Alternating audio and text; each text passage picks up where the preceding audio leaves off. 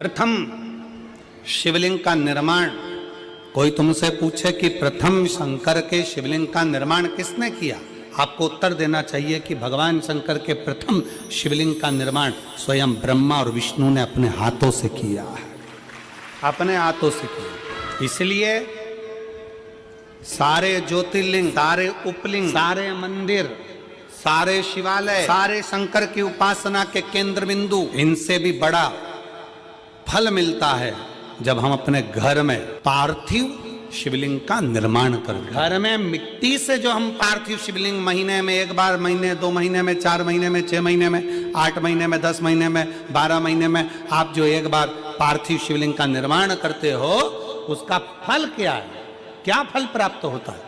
तो कहा 12 ज्योतिर्लिंग में जो जल चढ़ाने का फल है वो घर में पार्थिव लिंग बनाकर उसके पूजन करने के फल के बराबर प्राप्त हो। साल में एक बार श्रावण के महीने में, श्रावण की शिवरात्रि पर पूरे भारत में ही नहीं देश और विदेश में भी लोग ऑनलाइन पार्थिव शिवलिंग का निर्माण करते हैं। आप लोग करते हो कि नहीं करते हो? हाथ उठाओ जरा, कौन कौन करता है? सब करते हो? रखो रखो, वापिस रखो।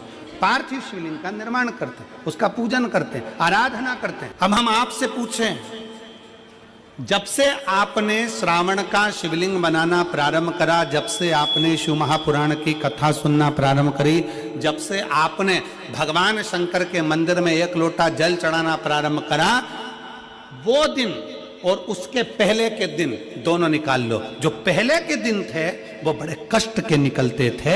जब से शंकर जी के मंदिर जाना, शिवलिंग बनाना साल में एक बार और शिव पुराण की कथा सुनना प्रारंभ करी, तब से मेरे बाबा ने तुम्हारा हाथ पकड़ना प्रारंभ किया, तुम्हें आगे बढ़ाना प्रारंभ। ब्रह्मा और विष्णु ने मिलकर भगवान शंकर के शिवलिंग का प्रागट्य करा। सबसे पहला शिवलिंग भगवान ब्रह्मा और भगवान विष्णु ने प्रकट किया। इसलिए शिव तत्व कहता है, भगवान शंकर की कथा कहती है कि शिवलिंग का निर्माण ब्रह्मा और विष्णु ने करा। भगवान नारायण की धर्म पत्नी लक्ष्मी और भगवान ब्रह्मा जी की धर्म पत्नी ब्रह्माणी दोनों ने शिवलिंग की स्तुति करी।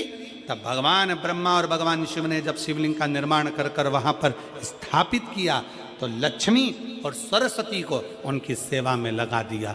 सेवा में लगाया, तब भगवान शंकर उसी समय पर प्रकट होकर ब्रह्मा और विष्णु के सम्मुख में अपनी आकाशवाणी से कहकर, अपनी आकाशवाणी से कि हे नारायण, आपने अपनी लक्ष्मी को हमारी सेवा में रखा, ब्रह्मा आपने ब्रह्माणी को अपने हमारी सेवा में रखा, उसका क्रम क्या है?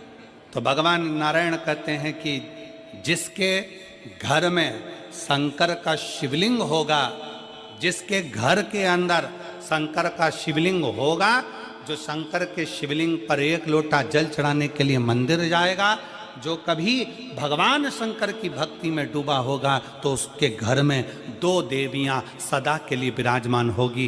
पहले नंबर पर लक्ष्मी और दूसरे नंबर पर सरस्वती, हमेशा हमेशा के लिए लक्ष्मी भी होगी और सरस्वती भी होगी। अब दोनों देवियां खड़ी हो गई।